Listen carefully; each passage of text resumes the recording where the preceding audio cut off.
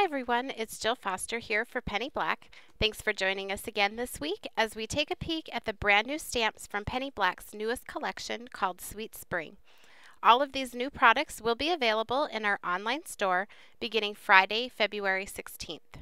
And before we begin, I just wanted to mention that this video is designed to help you take a closer peek at our new collection and share some tips and hints as to how some of the cards were created. But don't worry, we will also have instructional videos coming soon that feature some of these new products and card designs. And today's video is all about colorful blooms, stamps that are simply amazing for anyone who loves to color, and that's whether you are a beginning stamper or an advanced colorist. So for the first 3 cards in today's video, I've stamped my flowers and heat embossed them with white embossing powder onto Canson 140-pound watercolor paper, cold press. And on this card, I stamped Floral Medley in the upper left and bottom right corner, leaving an open area for my sentiment. On this next card, I stamped Exquisite in the corners of my card, again leaving a bit of area open for my sentiment. Oh, and before we go any further, I wanted to mention that you will see a complete list of product numbers used on each card shown on screen in light gray, and any of those product numbers can be referenced in the Penny Black online store or website beginning February 16th when this release is made available. Finally, here's another example of the Emboss Resist technique, this time with our new Dainty Whisper stamp. For all 3 of these Emboss Resist cards, I used water-soluble markers like Tombow dual brush pens and Memento markers to color in my flowers, and I added watercolor paints to the backgrounds and also colored pencil details to the flowers. Now, if you love springtime birds, then you will love these next 2 stamps. This stamp, called Melody Makers, is such fun to color because you can indulge in coloring both birds and big, beautiful blooms. And for this card, I used distress reinkers used as watercolors to paint in my images, and once dry, I also added additional shading with colored pencils. Now, this stamp, Aviary, was also painted with watercolors, and additional shading was added with colored pencils. Once dry, I added a light layer of distress inks to my background using an ink blending tool and a foam pad. And I really can't wait to make more cards with this stamp because I think it will look totally different just by changing up the color combinations. Now, this transparent set, Happy Together, is loaded with amazing images.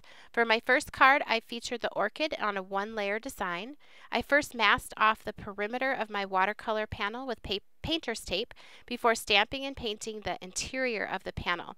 I also added distress inks to the background of that interior panel using an ink blending tool and a foam pad.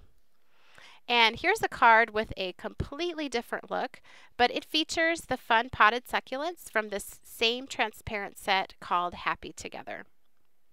Now, another transparent set that offers a lot of design options is this set called Sublime. So here's another one of those 1-layer cards where I masked off the perimeter of the watercolor panel before stamping and painting the inside. And I really love how working in this small interior portion of the card gives the stamps a really unique look. Now, using this same set, on this card I fussy cut just the bird from that set Sublime. And coming up here again is another bird from this transparent set Sublime. And it was colored with Copic markers and then fussy cut before adding it to my card. Now, this stamp, Parade of Flowers, is another definite favorite of mine. I just love these bold and beautiful poppies. For this card, I colored my flowers with Copic markers and then fussy cut them out. And they're actually pretty easy to cut out, and I had a lot of fun then arranging them within our circular die cut frame. And this next card features those same flowers, but no fussy cutting. This time the design is 1 layer and features the watercoloring and some colored penciled shading. Now, this stamp, Tulip Bouquet, is another that can be used in lots of different ways and given a completely different look just by altering the color scheme and the placement of the stamp on your card. Here I used just a portion of the design within my mass border. And on this card, I've cut out the bouquet and nestled it down into our curved stitch die cutting. Finally, this last slapstick cling stamp, Face Garden, is another one that's such a joy to color. On this card, I've colored the flowers with Copic markers, but I also think this would look absolutely stunning with light watercolors or colored pencils. Thanks again for joining me to take a peek at just a few of the new floral stamps from our new collection, Sweet Spring. Be sure to visit our blog for more details about this release, to enter our giveaway, and stay tuned for more videos where we will be sharing a closer look at even more of the stamps which are a part of this collection. All of these products will be available in our online store beginning Friday, February 16th. Also, if you enjoyed today's video, be sure to give it a thumbs up and subscribe to our channel.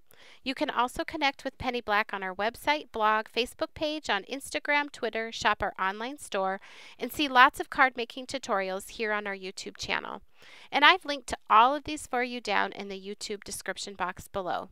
Happy stamping!